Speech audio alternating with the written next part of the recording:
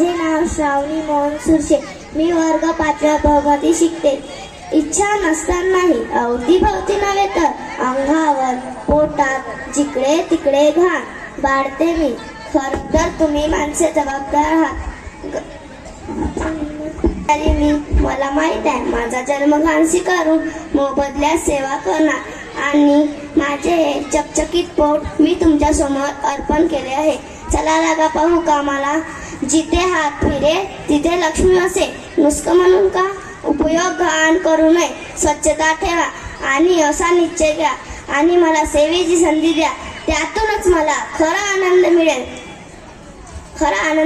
धन्यवाद.